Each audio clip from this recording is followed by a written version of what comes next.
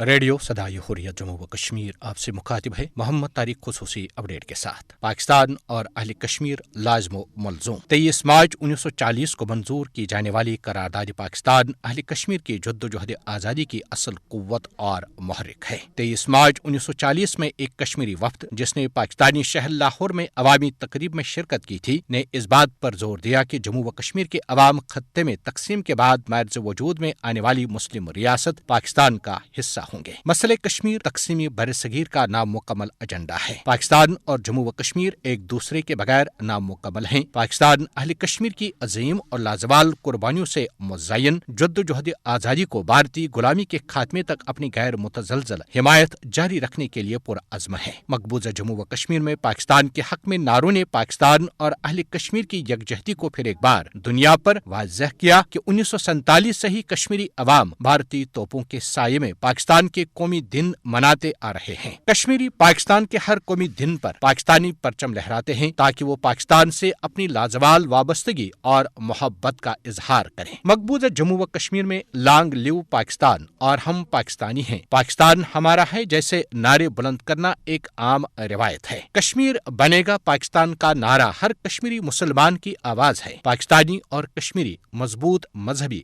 تاریخی اور ثقافتی رشتوں میں بندھے ہیں۔ پاکستان اپنی آزادی کی جدوجہد میں مصروف اہل کشمیر کے ساتھ کندھے سے کندھا ملا کر کھڑا ہے۔ مسئلہ کشمیر پاکستان اور بھارت کے درمیان بہتر اور دوستانہ تعلقات کی راہ میں واحد رکاوٹ ہے۔ مملکت خداداد پاکستان کے سربراہ عمران خان کا کہنا ہے کہ حق خود ارادت اہل کشمیر کا بنیادی حق ہے جس کی ضمانت اقوام متحدہ کی قراردادوں میں دی جا چکی ہے۔ وہیں پاک افواج کے سربراہ جنرل قمر جاوید باجوہ نے عزم ظاہر کیا ہے کہ تنازع کشمیر کو پرامن ذرائع سے حل کیے بغیر جنوب ایشیا میں ترقی اور امن و استحکام کا قیام ممکن نہیں ہے۔ اس کے ساتھ ساتھ پاکستان اور بھارت کے درمیان بامعنی اور نتیجہ خیز بات چیت کے لیے مقبوضہ جموں و کشمیر میں بھارت کو سازگار ماحول پیدا کرنا ہوگا۔ 5 اگست 2019 میں مقبوضہ جموں و کشمیر کی خصوصی حیثیت کی منسوخی اور اس کے بعد بھارتی اقدامات نے پھر ایک بار ثابت کیا ہے کہ برصغیر میں مسلمانوں کو ایک علیحدہ وطن کی ضرورت ہے۔ کشمیری عوام کی آزادی کی جدوجہد تحریک تکمیل پاکستان کا تسلسل ہے۔ مقبوضہ جموں و کشمیر کو پاکستان کا حصہ بننا مقصود ہے۔ دو قومی نظریہ آج کے دن پہلے کی نسبت زیادہ ناگزیر بن چکا ہے۔ بھارتی غاصبانہ قبضے کے خاتمے کے لیے اپنی جانوں کا نذرانہ پیش کرنے والے کشمیری شہداء کے جسد خاکی، ان کے تابوت اور قبروں پر سبز ہلالی پرچم لپیٹنا